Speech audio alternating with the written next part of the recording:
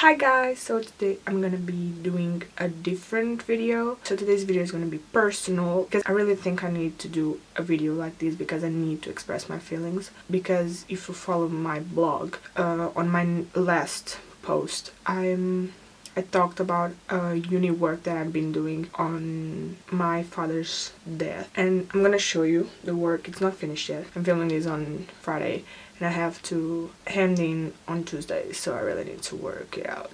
But yeah, so I'm just gonna tell you, if you don't know, how my father died and how I dealt with it. By the way, I'm sorry for the lighting. It's currently like 3 p.m. and it's already dark outside. I hate this weather, but yeah, I have to work with it.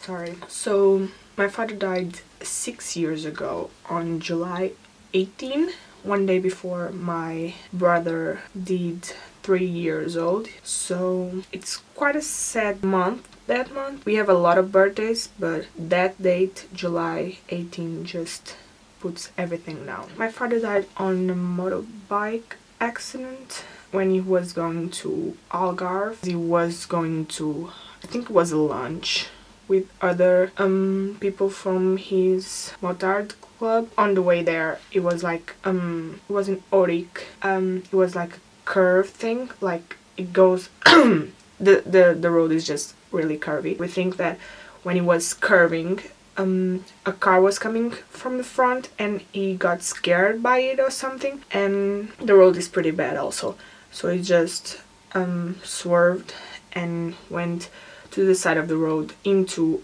like, it's not sand but it's dirt, the mountain thing, I don't know. He basically died from I don't know the name in English again, and I think it's not the correct name in Portuguese, but it was something like traumatismo encefálico. I think that's it. I don't know for sure. On that day, I was on my vacation, yeah, because it was summer, and I was home and my mom and my brother went out for breakfast because this was like really early in the morning. And my mom receives a call saying that my dad had an accident, but I don't think she knew right away that he had died. My mom called me. She was talking to me like normally after it, and I heard my brother saying in the background that my dad had an accident and he hit his head against a rock. So I was like, what, mom? Why is Pedro saying that dad had an accident? And she told me, oh, he had an accident, but it's all okay, just hit his head, but it's okay. Lying, of course, just for me to not get worried. While I was still in home and my mom was out, my uncle called me asking me if I wanted to go to the beach with him. And it was like really weird because I usually don't go to the beach with him. I said I would have to talk to my mom and ask her. I asked her, she said yes, go, and I called back my uncle and I went to the beach with him. On the way to the beach, I was obviously with my phone, and my mom called me and said that I needed to she called my uncle. I'm like shaking. I don't know for sure, but they just told me that I had to give my phone to my uncle and turn it off because people knew that my father had an accident, but they didn't know for sure. They didn't want me to get worried, so they just took my phone off. And I thought it was really weird, but I went with it. I had a really great time in the beach without knowing anything that had happened. Then when I came home, like around 8 or 7 p.m, I don't know, but when I got home, my uncle didn't drive me home. He drove me to my grandma's house, and everyone was there, and I didn't know what happened, and I don't know why, but I instantly thought that my dad was, I remember the word in English, of course, paraplegic, and that's all I thought, that he couldn't move.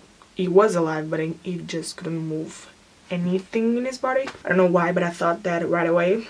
And then when I got to my grandma's living room, my mom was sitting in one side of the sofa and my aunt sat on the other hand of the sofa and I sat on the middle.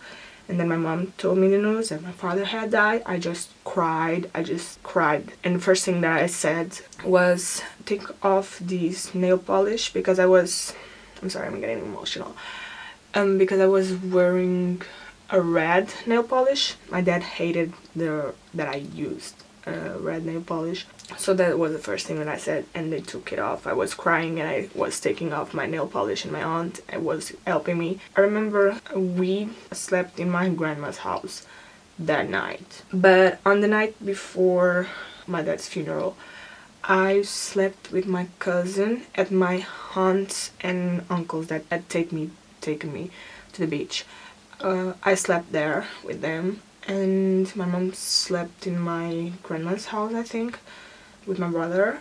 And then we went to the funeral. It was a horrible experience. I don't wish anything like this to my biggest enemy. I remember seeing my dad for the last time, and I think my mom put a small replica of his motorbike in his pocket, and I put the keys to his motorbike. My brother didn't went to the funeral because obviously he was 3 years old. But I remember seeing my dad's face, and it was like so peaceful. Then when I saw him, I couldn't cry. I don't know why, but I couldn't cry because he looked so peaceful and so calm. I don't know, it just made me feel instantly calm because I was crying before I saw him, and right when I was seeing him, sorry, I didn't cry, like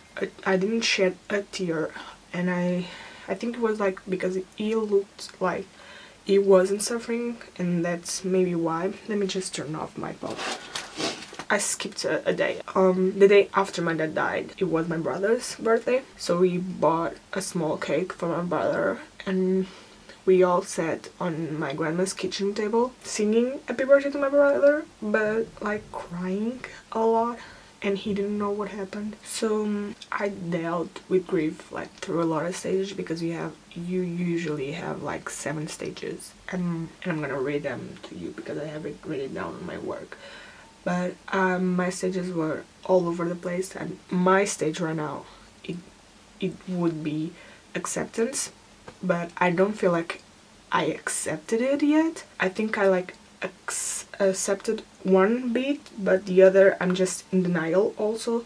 I came a long way, but I still have a lot of work to do to deal with my dad's death. Probably wondering if I went to a psychologist or something, to a counselor.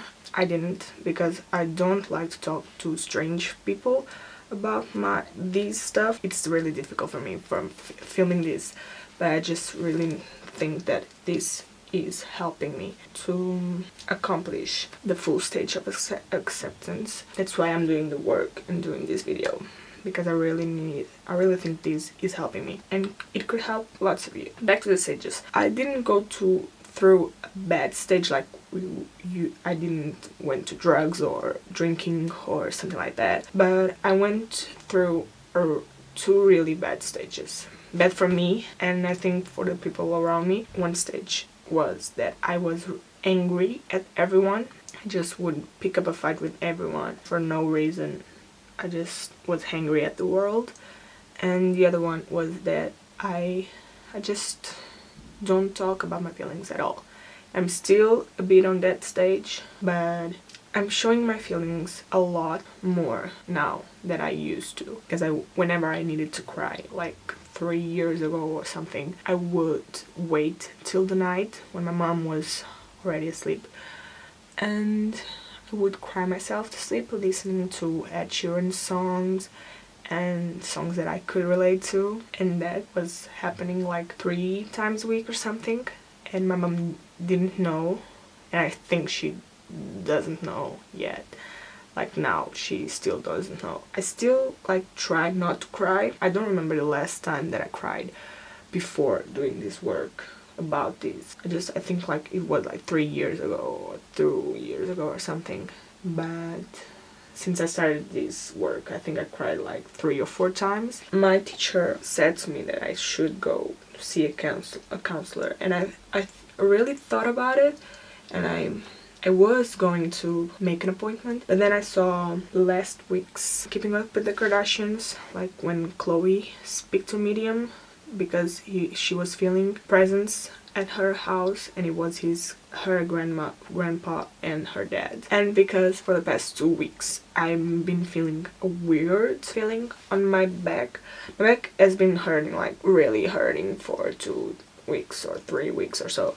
But this feeling is weird because it's like it starts all of a sudden and stops like 5 minutes later. But it is like a cold feeling in this area. Feels numb also. It's really weird. I don't know how to explain it, but when I first got it, and the second time also, I called my mom and I told her, because I think the year after my dad died, she went to Medium and she talked to my dad, and one friend of my dad's went to the same Medium because he was feeling like a weird feeling in his shoulder, like someone was pushing him, like making force in his shoulder. And it turned out that it was my father, like telling him that he was there. And I don't know, I don't remember quite well that stuff, but since I saw the Keeping Up with the Kardashians episode, I actually called my mom to see if she could book me a meeting with that medium, because I think that talking to my father, if it is my father, I don't know, I don't quite believe in that stuff, but if it is my father, I think that would help me so much to talk to my father, because I really need to know if he's okay, and I'm gonna cry, and if he's proud of me.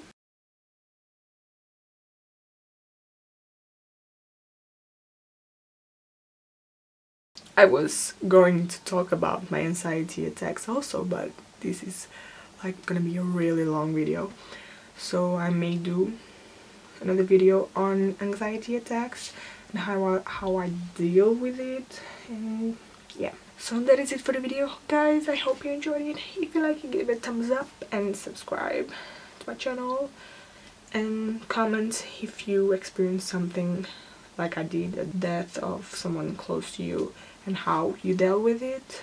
And yeah, that's all. I will see you on my next video. Bye.